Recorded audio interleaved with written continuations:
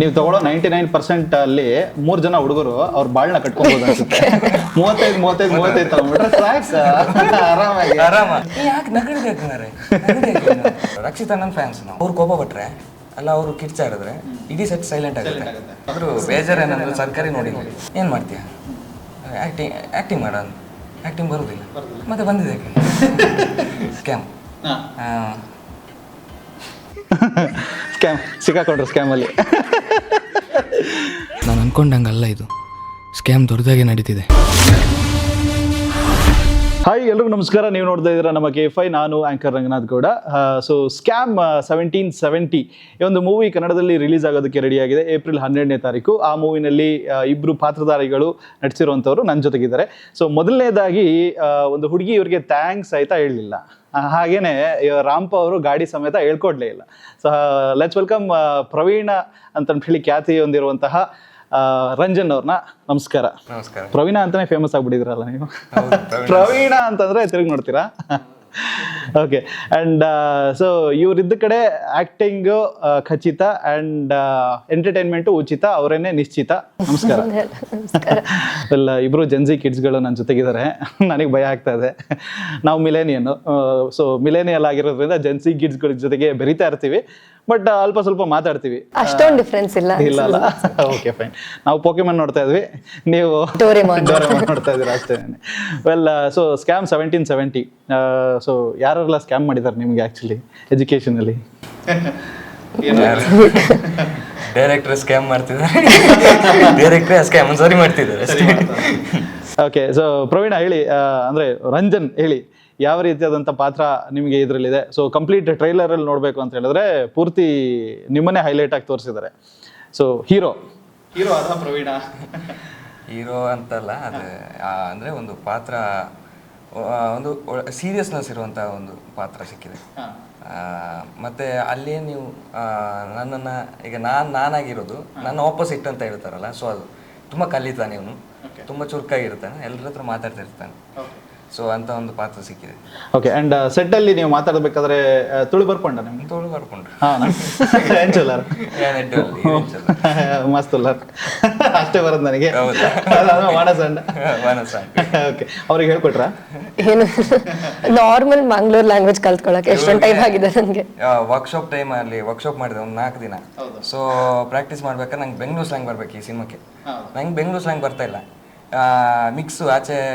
ನಾನು ಒಂದು ಇಷ್ಟು ಬೆಂಗಳೂರು ಮಾತಾಡಿದ್ರೆ ಮಿಕ್ಕಿದೆಲ್ಲ ಬಂದ್ಬಿಡುತ್ತೆ ನನಗೆ ಬಾಯಲ್ಲಿ. ಇವಳು ನಾನು ಸೀರಿಯಸ್ ಹೇಳೋದು ವಿಷಯಕ್ಕೂ ಇವಳು ನಗ್ತಾ ಇದ್ದಾಳೆ. ಯಾಕೆ ನಗಡಿಬೇಕು ಮಾರೆ.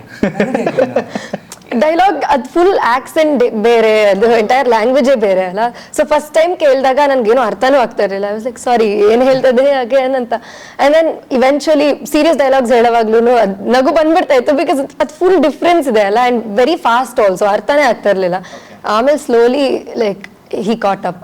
ಸೊ ನಿಮ್ಗೆ ಒಂದು ಟೆಂಡೆನ್ಸಿ ಇದೆಯಾ ತುಂಬಾನೇ ಸೀರಿಯಸ್ ಸಿಚುವೇಶನ್ಸ್ಗಳಲ್ಲಿ ನಗುವಂಥದ್ದು? ಹಂಗಿಲ್ಲ, ಅಂದ್ರೆ ನಾರ್ಮಲಿ ಸೀರಿಯಸ್ ಆಗಿ ಹೇಳಿದ್ರೆ ಓಕೆ, ಬಟ್ ಈ full language different, accent different ಎಲ್ಲ ಇದ್ರೆ ಸ್ವಲ್ಪ ಅಲ್ಲ. ಸೊ ನಿಮ್ಮ ಪಾತ್ರದ ಬಗ್ಗೆ ಹೇಳ್ಬೇಕು ಅಂತ ಹೇಳಿ, ನಿಮ್ಮ ಪಾತ್ರದ ಹೆಸರು ಮತ್ತೆ ಪರಿಚಯ. ನನ್ನ ಕ್ಯಾರೆಕ್ಟರ್ ಹೆಸರು ಅಮೃತ ಅಂತ. ಆ್ಯಂಡ್ ಅವ್ರು ಹೇಳ್ದಂಗೆ ಕ್ಯಾರೆಕ್ಟರ್ ಫುಲ್ ಆಪೋಸಿಟ್ ಅಂತ ಹೇಳಿದ್ರು. ನಂದು ವೆರಿ ಸಿಮಿಲರ್, ಅಂದರೆ ಎಜುಕೇಷನ್ ವೈಸ್ ತುಂಬ ಸೀರಿಯಸ್ ಆಗಿ ಯಾವಾಗಲೂ ಓದಬೇಕು, ಮಾರ್ಕ್ಸ್ ತಗೋಬೇಕು, ಇಷ್ಟು ಫೋಕಸ್ ಕ್ಯಾರೆಕ್ಟರ್. ಎಜುಕೇಷನ್ ಅಂದರೆ ಇಷ್ಟು ಟೈಮಲ್ಲಿ ಇಷ್ಟು ಮಾಡಲೇಬೇಕು ಅಂತ ಇರೋ ಸೀರಿಯಸ್ ಕ್ಯಾರೆಕ್ಟರ್. ಸೊ ನೋಡಿದಾಗೆ ನಿಮ್ಗೆ ಗೊತ್ತಾಗುತ್ತೆ, ಲೈಕ್ ಇಷ್ಟು ಮಾರ್ಕ್ಸೇ ಬರಬೇಕು ಅಂದರೆ ಸೀರಿಯಸ್ ಆಗಿ ಕುತ್ಕೊಂಡು ಓದಿ ಇವ್ರಿಗೆ ಹೆಲ್ಪ್ ಮಾಡಿ. ಸೊ ಆ ಥರ ಸೀರಿಯಸ್ ಕ್ಯಾರೆಕ್ಟರ್ ಇದೆ. ನೀವು ತಗೊಳ್ಳೋ 99% ಅಲ್ಲಿ 3 ಜನ ಹುಡುಗರು ಅವ್ರ ಬಾಳ್ನ ಕಟ್ಕೊಬಹುದು ಅನ್ಸುತ್ತೆ. 35 ತಗೊಂಡ್ಬಿಟ್ರೆ ಸಾಕು, ಆರಾಮಾಗಿ ಜೀವನ ನಡೆಯುತ್ತೆ. ಎಷ್ಟು ಪರ್ಸೆಂಟೇಜ್ ಬರುತ್ತೆ ನಿಮಗೆ ಕಾಲೇಜಸ್ ಅಲ್ಲೆಲ್ಲ? 90-95. ಈಗ ಎಕ್ಸಾಮ್ ಬರ್ದಾಗಿದ್ದಲ್ಲ, ನಾನು ಕ್ವಶನ್ ಪೇಪರ್ ಚೆಕ್ ಮಾಡೋದು ಹೆಂಗೆ ಅಂದರೆ, ಫಸ್ಟ್ ಇದು 1 2 3 4 ಇದು ತಪ್ಪ, ಇವು 4 ಇದಲ್ಲ, ಒಂದು ಪಾಸ್ ಮಾರ್ಕ್, ಒಂದು 30 ಮೇಲೆ ಇರಬೇಕು ಅಂತ. 30 ಮೇಲೆ ಸಿಕ್ಕದಂದ್ರೆ ಬಚಾವ್, ಸಾಕ, ಮತ್ತೆ ನೋಡಲ್ಲ, ಮಿಕ್ಕಿದ್ ಯಾವ್ದು ನೋಡಲ್ಲ, ಅಷ್ಟು ಸಾಕಂತ. ಇವ್ರು ಆಗಲ್ಲ, ಎಲ್ಲ ಬರ್ಬೇಕು. ಒಂದು ತಪ್ಪಿದ್ರೆ ಉಂಟಲ್ಲ ಎಲ್ಲಾ ಸರಿ ಇದ್ದು ಆ ಒಂದು ಮಾರ್ಕಿದ್ದು ಒಂದು ತಪ್ಪಿದ್ರೆ ಅಲ್ಲ ಫುಲ್ ಹತ್ಕೊಂಡ್ ಕೂತ್ಕೊಳ್ತಾರೆ. 99 ಬಂದ್ರೆ ಬೇಜಾರಾಗಲ್ಲ, ಒಂದ್ ನಂಬರ್ ಇಷ್ಟು ಕ್ಲೋಸ್ ಇದ್ವಿ ಬರ್ಲಿಲ್ಲ ಅಂತ, ಸೊ ಅದಕ್ಕೆ ಜಾಸ್ತಿ ಬೇಜಾರಾಗುತ್ತೆ. ಓಕೆ, ಸೊ ಕಾಲೇಜಲ್ಲಿ ಕಾಪಿ ಚೀಟಿ ಎಲ್ಲ ಎಲ್ಲೆಲ್ಲಿ ಇಟ್ಕೊಂಡು ಹೋಗ್ತಾ ಇದ್ರಿ ಪ್ರವೀಣ್? ಹಂಗೆಲ್ಲ ಕಾಪಿ ನಾನು ಫೈಲ್ ಆದ್ರೂ ಪರವಾಗಿಲ್ಲ, ಆದ್ರೆ ಕಾಪಿ ಮಾಡ್ಲಿಲ್ಲ. ನಾನು ಕಾಪಿ ಮಾಡ್ಲಿಲ್ಲ ಯಾಕಂದ್ರೆ ನಾನು ಚಿಕ್ಕದಿರ್ಬೇಕಾದ್ರೆ ಕಾಪಿ ಒಮ್ಮೆ ಮನೇಲಿ ಅಮ್ಮ ಓದಿಸ್ತಾ ಇದ್ರು. ಸೊ ಅವಾಗ ಅಮ್ಮ ಆಕ್ಚುಲಿ ನನಗೆ ಓದಿಯೋದೆಲ್ಲ ಕಮ್ಮಿ, ಬಟ್ ಆ ದಿನ ಏನಾಗಿದೆ ಅಮ್ಮ ನೋಡಿ ನಾನು ನೋಡ್ಕೊಂಡ್ ಬರೀತಿದ್ದೆ ಬುಕ್ ಈಗ ಬರೀತಿದ್ದೆ, ಅದಕ್ಕೊಂದು ಬಿತ್ತು ನಂಗೆ. ಅದಾದ್ಮೇಲೆ ಒಂದು ಶಾಲೆಯಲ್ಲಿ ಒಂದು ಶಾಲೆಯಲ್ಲಿ ನನಗೆ ಒಂದು ಇನ್ಸಿಡೆಂಟ್ ಆಯ್ತು. ಇಡೀ ಕ್ಲಾಸ್ ಏನಾಗ್ಬಿಟ್ಟಿದೆ ಅಂದ್ರೆ ಕನ್ನಡ ಎಕ್ಸಾಮಲ್ಲಿ ಒಬ್ಬ ಕನ್ನಡ ಮೀಡಿಯಂ ಇದ್ದಾನೆ. ಸೊ ಹಳೆ ಕನ್ನಡ ಅವನು ನೋಡಿ ಇನ್ನೊಬ್ಬ ಬರೀಬೇಕು, ಇವಂದು ನೋಡಿ ನಾ ಬರೀಬೇಕು. ಅವಂದೇ ಇರೋದು 50%, ಯಾರು ಕನ್ನಡ ಮೀಡಿಯಂ, ಅಲ್ಲಿಂದ 25%. ನನ್ ಬರೋ ಏನಿಲ್ಲ. ಸೊ ಆ ತರ ಅಂದ್ರೆ ಟೀಚರ್ ಎಲ್ರ ಮುಂದೆ ಅದನ್ನು ಓದಿ ಹೇಳಿದಾಗ ಅದಾದ್ಮೇಲೆ ನಾನು ಕಾಪಿ ಇಲ್ಲ ಮಾಡ್ಲಿಲ್ಲ. ಇವಾಗ ನಾನು ಹೇಳ್ಬೇಕಾ ಇಲ್ವಾ ಯೋಚನೆ ಮಾಡ್ತೀನಿ, ಮಜಾ ಇರುತ್ತೆ. ಐ ಮೀನ್ ಈ ತರ ಸ್ಮಾಲ್ ಟೆಸ್ಟ್ಗೆಲ್ಲ ಏನು ಓದ್ಕೊಂಡು ಹೋಗಲ್ಲ, ಸೊ ಅವಾಗ ತೋರಿಸು ಪ್ಲೀಸ್ ಸೈಡ್ ಸ್ವಲ್ಪ ಅಂತ ಫುಲ್ ಕಾಪಿ ಮಾಡೋದೇ ಇದೆ ನಾರ್ಮಲಿ. ಬಟ್ ಫೈನಲ್ ಎಕ್ಸಾಮ್ಗೆಲ್ಲ ಫುಲ್ ಸೀರಿಯಸ್ ಆಗೋದು. ಪ್ರವೀಣ್ ಅವ್ರ ಜೊತೆಗೆ ಅಂದ್ರೆ ರಂಜನಾ ಅವ್ರ ಜೊತೆಗೆ ಆಕ್ಟ್ ಮಾಡ್ಬೇಕಾದ್ರೆ ನಿಮ್ಗೆ ನೆನಪಿತ್ತಾ ಅಂದ್ರೆ he's a pan India star ಇವಾಗ ಅಂತ ಕೇಳಿ? ಹಾ, ಕಾಂತಾರ ಆಬ್ವಿಯಸ್ಲಿ ಅದರದ್ದು ಫಾರ್ಚುನೇಟ್ಲಿ ಅವಾಗ ರಿಲೀಸ್ ಆಗಿ ಅದೆಲ್ಲ ನೋಡಾದ್ಮೇಲೆ ದೆನ್ ಸ್ವಲ್ಪ ಅರ್ಥ ಆಗೋದು ಅದು ಕಷ್ಟ ಆಗಿತ್ತಲ್ಲ. ಸೊ ನಾನು 2 ಸತಿ ಸಬ್ ಟೈಟಲ್ಸ್ ಜೊತೆ ಎಲ್ಲ ನೋಡಿ ಅದಾದ್ಮೇಲೆ ಬಿಹೈಂಡ್ ದ ಸೀನ್ ಸ್ಟೋರೀಸ್ ಎಲ್ಲ ಸ್ವಲ್ಪ ಹೇಳುವಾಗ I was like, oh that's cool, like oh ಹಿಂಗ್ ಮಾಡಿದ್ರ ಅಂತ. It was very exciting to hear ಆ ಸ್ಟೋರೀಸ್ ಎಲ್ಲ. ಆದ್ರೂ ಬೇಜಾರ್ ಏನಂದ್ರೆ ಸರ್ಕಾರಿ ನೋಡಿರ್ಲಿಲ್ಲ. That was a fabulous movie actually. ಆ ಮೂವಿನ ನಾನು ಸುಮಾರು ಒಂದು 6-7 ಸರಿ ನೋಡಿದ್ದೀನಿ ಅನ್ಕೊಳ್ಳಿ. ಖಂಡಿತ. ಸೊ ಪ್ರತಿಯೊಂದು ಸೀನು ಕೂಡ ಬಹಳ ಚೆನ್ನಾಗಿದೆ. ಉಗ್ರ ಹೋರಾಟ ಮಾಡೋದಕ್ಕೆ ಹೋಗೋದು, ಪಲ್ಲವಿಯಿಂದ ಬೀಳೋದು, ಪ್ರವೀಣನ ಅವಸ್ಥೆ, ಓದೋದಕ್ಕಾಗಲ್ಲ, ದಡ ದಡ ದಡ ಅನ್ನೋದು, ಹಿಂಗೆ ಅದ್ಭುತವಾಗಿರುವಂಥ movie. Actually he has acted very well in that. And Anant Nag sir ಬರ್ತಾರೆ, ಆ ಒಂದು ಫುಲ್ ಸ್ಟ್ರೆಚಲ್ಲಿ ಒಂದು ಡೈಲಾಗ್ನ ಹೇಳ್ತಾರೆ, ಸರ್ಕಾರಿ ಶಾಲೆಗಳನ್ನ ಉಳಿಸ್ಕೊಬೇಕು ಅಂತ ಹೇಳಿ. ಸೊ ಅದ್ಭುತವಾಗಿರೋ ಮೂವಿ. ಸೊ ರಿಷಬ್ ಶೆಟ್ಟಿ ಅವ್ರ ಜೊತೆಗೆ ವರ್ಕ್ ಮಾಡಿದಂಥ ಎಕ್ಸ್ಪೀರಿಯನ್ಸ್ ಆ ಮೂವಿನಲ್ಲಿ ಹೇಗಿತ್ತು? ನನಗೆ ಅದೇ ರಿಷಬ್ ನನಗೆ ಆ್ಯಕ್ಚುಲಿ ಇಂಡಸ್ಟ್ರಿ ಬಗ್ಗೆ ಏನು ಗೊತ್ತಿರಲಿಲ್ಲ, ಆ್ಯಕ್ಟಿಂಗ್ ಬಗ್ಗೆ ಆ್ಯಕ್ಚುಲಿ ಗೊತ್ತಿರಲಿಲ್ಲ ನನಗೆ.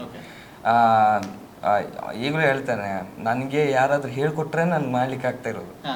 ಸೊ ಆ ಇನ್ಪುಟ್ ನನಗೆಲ್ಲ ಕಲಿಸಿರೋದು ನನ್ನ ಗುರುಗಳಾದ ರಿಷಬಣ್ಣನೇ. ಕಂಪ್ಲೀಟ್ ಹೇಗೆ ತಗೊಳ್ಬೇಕು, ಒಂದು ಡೈಲಾಗ್ ಬರ್ಬೇಕಾದ್ರೆ ಹೇಗೆ ತಗೊಳ್ಬೋದು, ಹೇಗೆ ನೀನು ಅದನ್ನು ಫೇಸ್ ಮಾಡಬೇಕು.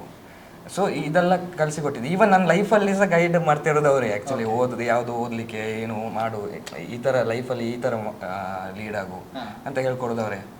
ಸೊ ತುಂಬ ಹೆಲ್ಪ್ ಮಾಡಿದ್ದಾರೆ. ನಾನು ಆ್ಯಕ್ಚುಲಿ ಹೋಗಿದ್ದು ಸರ್ಕಾರಿ ಇದರಲ್ಲಿ ಕಿರಿಕ್ ಪಾರ್ಟಿ ಡೈರೆಕ್ಟರ್ ಬರ್ತಿದ್ದಾರೆ, ಸೆಲ್ಫಿ ಹೊಡೀರಿ. ಡೈರೆಕ್ಟರ್ ಮಾತ್ರ ಅಲ್ಲ, ಇವರು ರಕ್ಷಿತಣ್ಣನ ಫ್ಯಾನ್ಸ್ ನಾವು ಮಂಗಳೂರಾಗ ಕಲಿತದ್ದು, last bench boys obviously. So ಹಾಗೆ ಆ ಒಂದು ಜೋಶಲ್ಲಿ ನನಗೆ ಅಂದರೆ ಸೆಲ್ಫಿ ತೆಗಿಬೇಕು ಅಂತ ನನ್ನ ಪ್ಲ್ಯಾನ್. ಹೋಗಿ ನೋಡಿದ್ರೆ ಆಡಿಷನ್ ತೆಗೆದ್ರೆ ಮಾತ್ರ ಇವ್ರು ಬರ್ತಾ ಇಲ್ಲ, ರಿಷಬಣ್ಣ ಹೊರಗೆ ಬರ್ತಾ ಇಲ್ಲ. ಸೊ ಆಡಿಷನ್ ಚೀಟಿ ತಗೊಂಡು ಒಳಗೆ ಹೋಗಿದ್ಮೇಲೆ ನಮಗೆ ಅದು ಏನು ಸೆಲ್ಫಿ ತೆಗಿಲಿಕ್ಕೆ ಆಗೋದು ಅಂತ. ಒಳಗೆ ಹೋದ್ಮೇಲೆ ಕೇಳ್ತಾರೆ ನನಗೆ, ಏನು ಮಾಡ್ತೀಯ? ಆ್ಯಕ್ಟಿಂಗ್ ಮಾಡೋಣ. ಆ್ಯಕ್ಟಿಂಗ್ ಬರೋದಿಲ್ಲ, ಮತ್ತೆ ಬಂದಿದೆ ಹುಲಿ ವೇಷ ಬರ್ತದೆ ಅಂತ ಹೇಳಿ.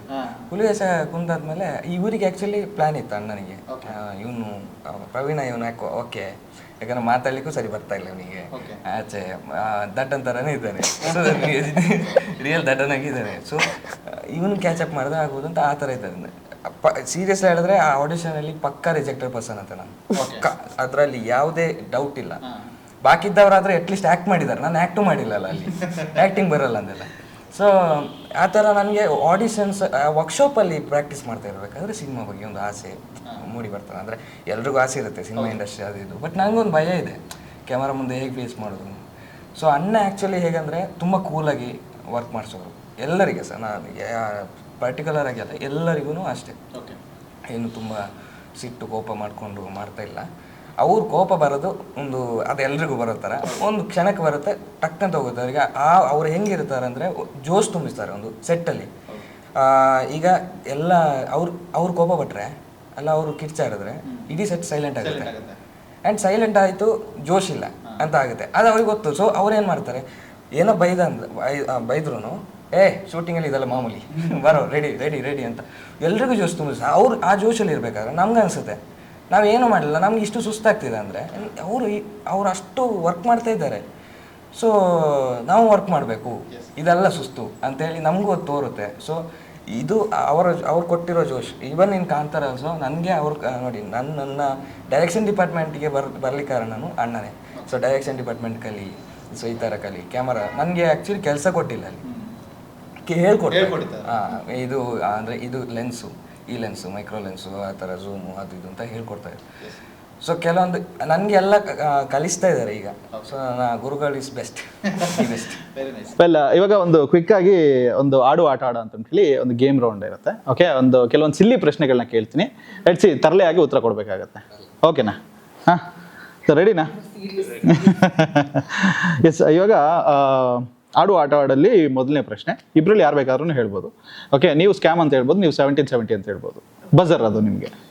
ಓಕೆ, ವೆಲ್, ಮೊಬೈಲ್ನ ಮೇಲಿಂದ ಕೆಳಗಡೆ ಬಿಸಾಕಿದ್ರು ಕೆಳಗಡೆ ಬಿದ್ದಾಗ ಅದು ಹೊಡಿಯಲ್ಲ, ಯಾಕೆ? ಮೊಬೈಲನ್ನ ಮೇಲಿಂದ ಬಿಸಾಕಿದ್ರು ಹೊಡಿಯಲ್ಲ, ಯಾಕೆ?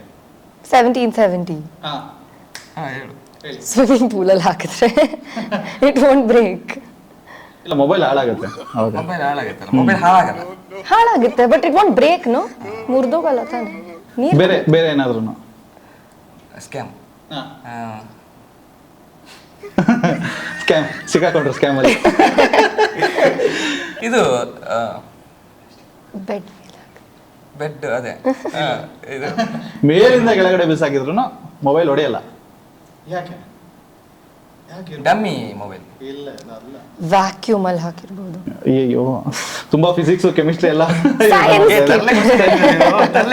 ನಾನು ಲಾಜಿಕಲ್ ಥಿಂಕಿಂಗ್. ಇಲ್ಲ, ಇಲ್ಲಾಜಿಕಲ್ ಆಗಿ ಥಿಂಕ್ ಮಾಡಿ, ಸುಮ್ಮನೆ ತರಲೆ ಆಗಿ ಥಿಂಕ್ ಮಾಡಿ ಏನಾಗಿರ್ಬೋದು ಅಂತ ಹೇಳಿ. Okay, clue ಕೊಡ್ಲಾ? ಮೊಬೈಲ್ ಅಲ್ಲಿ ಯಾವ್ಯಾವ ಮೋಡ್ಗಳಿದೆ? Flight mode, aeroplane mode, flight mode ಅಲ್ಲಿ ಹಾಕಿರ್ತೀವಲ್ಲ ಅದಕ್ಕೆ. ಓಕೆ, ನೆಕ್ಸ್ಟ್, ಬೆಕ್ಕನ್ನ ತುಂಬಾ ಇಷ್ಟಪಡುವಂತ ಬಾಲಿವುಡ್ ಹೀರೋಯಿನ್ ಏನಂತ ಕರಿಬಹುದು? 1770 ಕಟ್ರೀನಾ ಕೈಫ್. ಎಕ್ಸಾಕ್ಟ್ಲಿ, ಕ್ಯಾಟ್ರೀನಾ ಕೈಫ್. ಹಂಗೆ. ಓಕೆ, ಶರ್ಟ್ ಮೇಲೆ ಟೀನ ಚೆಲ್ಕೊಂಡ್ರೆ ಏನಾಗುತ್ತೆ? ಒಂದ್ ಸೆಕೆಂಡ್.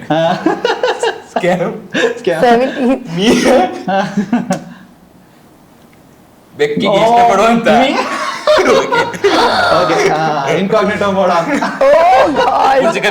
Burj Khalifa. ಓಕೆ, ಪ್ರವೀಣ. ಓಕೆ, ಹಿಸ್ಟ್ರಿಯಲ್ಲಿ ತಿಳ್ಕೊಳ್ಳೋಣ ಏನಿದೆ ಅಂತ ಹೇಳಿ. ಓಕೆ, ಶರ್ಟ್ ಮೇಲೆ ಟೀನ ಚೆಲ್ಕೊಂಡ್ರೆ ಏನಾಗುತ್ತೆ? ಶರ್ಟ್ ಮೇಲೆ ಟೀನ ಚೆಲ್ಕೊಂಡ್ರೆ ಟೀ ಶರ್ಟ್ ಆಗುತ್ತೆ. ಬಜರ್ ಹೊತ್ಬೇಕು. 1770 ಟೀ ಶರ್ಟ್. ಓಕೆ, ಸೊ ಅಗರಬತ್ತಿ ಅವರ ಅಮ್ಮನ ಹೆಸರು ಏನಾಗಿರುತ್ತೆ? 1770 ಮೋಂಬತ್ತಿ. ಮೊಂಬತ್ತಿ. ನಾವೀಗ ಒಂದು ಅಕ್ಷರ ಬರಲಿಲ್ಲ, ಈಗ ದೊಡ್ಡ ಇರ್ತೀವಲ್ಲ. ಅವ ಎಂತ BBC ಗೊತ್ತುಂಟ ಅಂತಂದ್ರೆ ಹೇಳ್ತಾರೆ ಅವರು. ದಟ್ ಇಸ್ ಅದು ಒಳ್ಳೆ ಮಾತು ಅಂತೆಲ್ಲ ಹೇಳ್ತಾರೆ. ಒಳ್ಳೆ ಮಾತು. ನಮ್ಮಲ್ಲಿ ನೋಡು, ಅದು ಎಂತ ಇಮೋಷನ್ ಅಂದ್ರೆ ಹೇಳಿರ್ತಾರೆ. ಈಗ ಎಂತ ಇಮೋಷನ್ ಅಂದ್ರೆ, ಈಗ ಏನೋ ಸರ್ಪ್ರೈಸ್ ಇದೆ ಅಂದ್ರೆ ಎಂತ ಅಂತ ಹೇಳ್ತಾರೆ. ಸೊ ಇಟ್ಸ್ ಅನ್ ಇಮೋಷನ್ ಅಲ್ಲ. ಈಗ ಬೇಜಾರಾಯ್ತು ಅಂದ್ರೆ if you use more bad words, closeness ಜಾಸ್ತಿ ಟೈಪ್, ದಟ್ ಇಸ್